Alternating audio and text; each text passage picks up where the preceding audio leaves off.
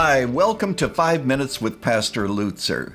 We're discussing the attributes of God, and as you frequently have heard me say, each time we do that, we should be rebuked. Oftentimes we are encouraged, but certainly, always, we should worship. And today's topic is actually the eternality of God, the fact that He existed from all of eternity.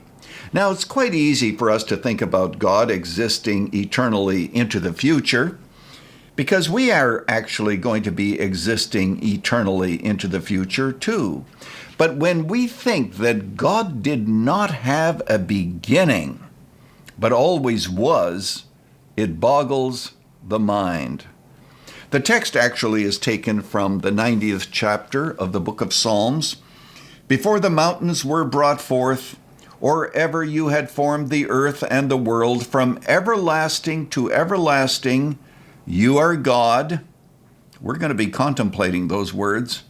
You return man to dust and say, Return, O children of man, for 1,000 years in your sight are as yesterday when it is past, or as a watch in the night.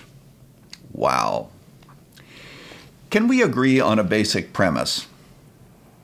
And that is that out of nothing, nothing comes. If there would have been nothing in the past from all eternity, there would be nothing now. But the fact that something exists means that something always existed forever. Now, if you agree with Carl Sagan, the atheist, he said that the cosmos is all that there ever was and all there ever will be. But actually, when you look at the cosmos, most scientists agree that it had a beginning. In fact, when you look at the cosmos, there's nothing within it to suggest that it could have existed forever or that it could have formed itself. After all, nothing times nobody can't equal everything.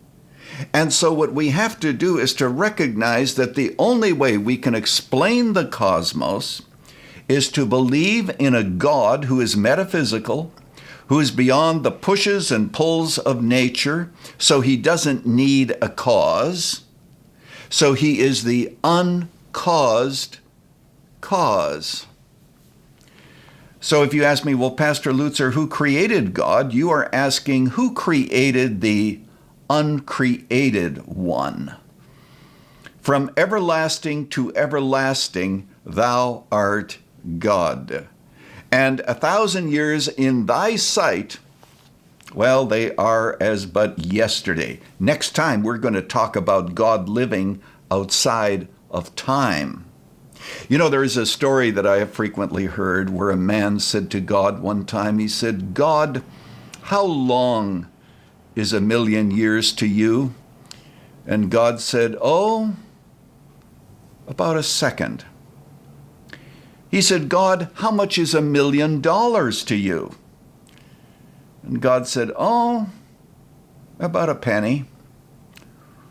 He said, Lord, could I have a penny? And God said, sure, just a second. Time doesn't mean the same thing to God as it means to us. The best explanation of the universe is that God existed from all eternity and needed not to be created. Here's what I want you to do. I want you to contemplate that God. You know, as a boy out on the farm in Canada, I used to run under the stars oftentimes. And you can do this when you're out on the field and you look at the stars and you recognize that God is the creator. I found myself often worshiping.